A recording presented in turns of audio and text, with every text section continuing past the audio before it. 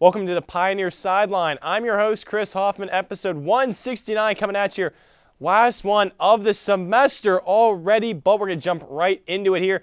Baseball was in action. Let's take a look and see how the team did in this past week. They played a few games all out of conference. They finished their KIAC play, finished on top of the KIAC as they win a non-conference play. We're bringing our analyst here, Phil Navatsyk, as we look at how the Pioneers did in this past week. You see there, they beat West Virginia Tech on Senior Day 6-0 and 13-1.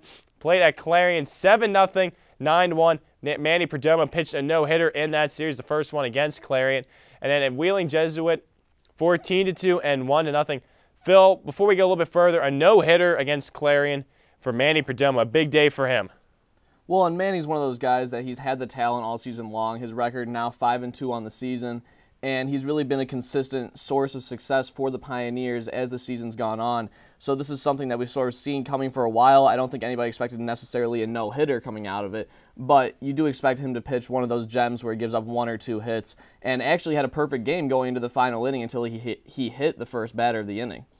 And then, Phil, you see that the Pioneers go 6-0 on the week there. Pretty good job moving into this coming week where they go on the road playing Pitt Greensburg. Let's see how they did in Game 1 against Pitt's Greensburg. The Pioneers would come into this one, continue to keep winning there. They win that one 6-2. Harvey Marty Carrena, 2 for 3, 2 runs and an RBI. Tom Burko, 2 for 4, 3 RBIs. Nate Spahn only goes 3 innings, but a lot of the bullpen was used.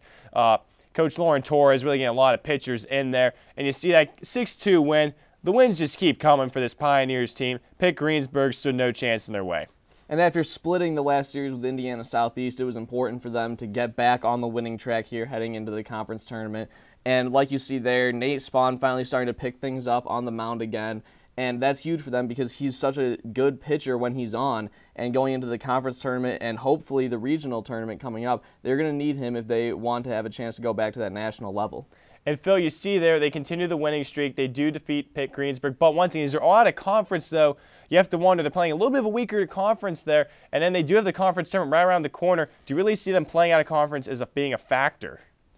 It's more of just a practice for everybody to get back into rhythm after splitting that weekend series, get the bats going again. They faced some tough pitching against Indiana Southeast, so it was important for them to get their bats on fire again, sort of start putting up runs, get their confidence back up at the plate, because baseball is a sport that's 90% mental. So going into this conference tournament, they're going to have a lot of confidence going in and be able to hopefully pull out the KIAC crown.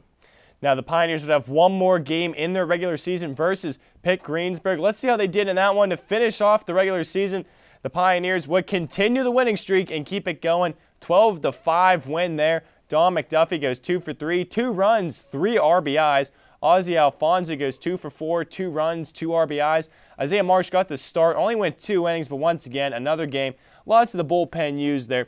And Phil, you really saw that in the last 2 games. Coach Lauren Torres getting lots of the pitchers involved, because there's a bit of a lull before the KIAC tournament. They have this whole week off, and in this coming weekend, they go on the road to Indiana Southeast. Once again, the Pioneers, the #1 seed, but they're going on the road to Indiana Southeast, the #2 seed, who's playing host to this KIAC tournament. A little bit of an odd situation there.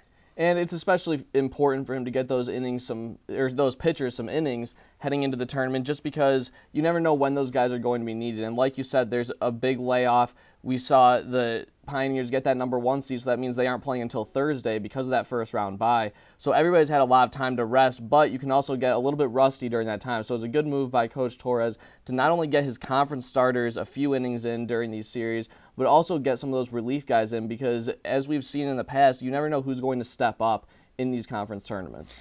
Now, Phil, real quick before we go to break here, what do you see the Pioneers doing in this KIAC tournament? Do you see them winning it? And if they don't, how big is it? How hard is it for them to get the at-large to go to the World Series?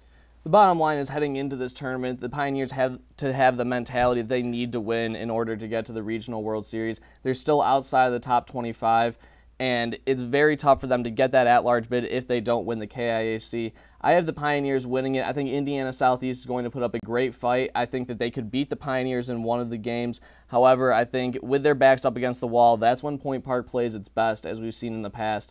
I think they squeak out a win, maybe a 1-run win in the championship game to get to that regional tournament.